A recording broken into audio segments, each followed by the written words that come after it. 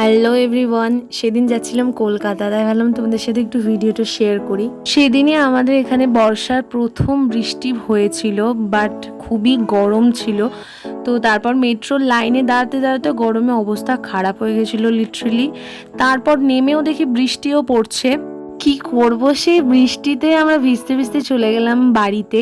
তারপর বাড়িতে উঠে আমাদের জন্য টুং অপেক্ষা করছিল। হ্যাঁ, ওর নাম টুং। ও যেহেতু সারাদিন বাড়িতে একাই থাকে, তাই ও খুব আমাদেরকে দেখে ছটপট করছিল আর ভাবছিল বোধহয় আমরা আবার চলে যাবো। সেই জন্য উঠে গিয়ে জায়গা ঘিরে বসেছিল।